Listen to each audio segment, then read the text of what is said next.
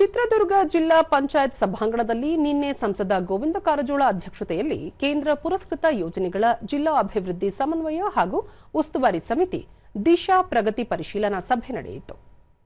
ಈ ಸಂದರ್ಭದಲ್ಲಿ ಜಿಲ್ಲಾ ಪಂಚಾಯತ್ ಮುಖ್ಯ ಕಾರ್ಯನಿರ್ವಹಣಾಧಿಕಾರಿ ಡಾಕ್ಟರ್ ಎಸ್ ಆಕಾಶ್, ಕೇಂದ್ರ ಪುರಸ್ಕೃತ ಯೋಜನೆಗಳ ಅಭಿವೃದ್ಧಿ ಸಮನ್ವಯ ಹಾಗೂ ಉಸ್ತುವಾರಿ ಸಮಿತಿ ನಾಮನಿರ್ದೇಶಿತ ಸದಸ್ಯರಾದ ಸಂತೋಷ್ ಗುಡಿಮಠ, ರಾಜಶೇಖರ್ ಸೇರಿದಂತೆ ವಿವಿಧ ಇಲಾಖೆಗಳ ಜಿಲ್ಲಾ ಮಟ್ಟದ ಅಧಿಕಾರಿಗಳು ಉಪಸ್ಥಿತರಿದ್ದರು.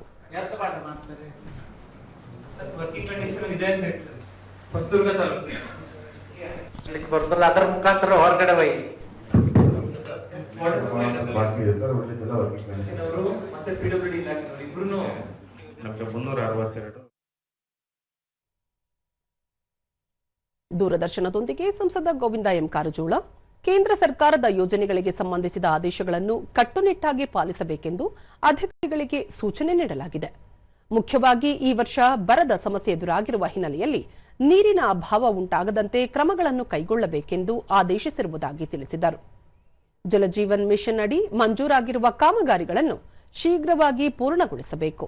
ಆರ್ಥಿಕವಾಗಿ ಹಿಂದುಳಿದವರಿಗೆ ಕೇಂದ್ರ ಸರ್ಕಾರದ ಯೋಜನೆಗಳಡಿ ನಿಯಮಾನುಸಾರ ಸಾಲ ಮಂಜೂರು ಮಾಡಬೇಕೆಂದು ಅಧಿಕಾರಿಗಳಿಗೆ ಸೂಚಿಸಿರುವುದಾಗಿ ಹೇಳಿದರು. ಮೇವ್ ಬ್ಯಾಂಕ್ ಪ್ರಾರಂಭ ಮಾಡಬೇಕು, ಗೋಶಾಲೆ ಪ್ರಾರಂಭ ಮಾಡಬೇಕು ಮತ್ತು ಜೆಜೆಎಂನಲ್ಲಿ ಮಂಜೂರಾಗಿರ್ತಕ್ಕಂಥ ಕೆಲಸಗಳನ್ನ ಪೂರ್ಣಗೊಳಿಸಿ ಜನರ ಪ್ರತಿ ಮನೆಗೂ ನಳದ ನೀರನ್ನು ಕೊಡ್ತಕ್ಕಂಥ ವ್ಯವಸ್ಥೆ ಮಾಡಬೇಕು ಅಂತ ಸೂಚನೆಯನ್ನು ಕೊಟ್ಟಿದ್ದೀವಿ.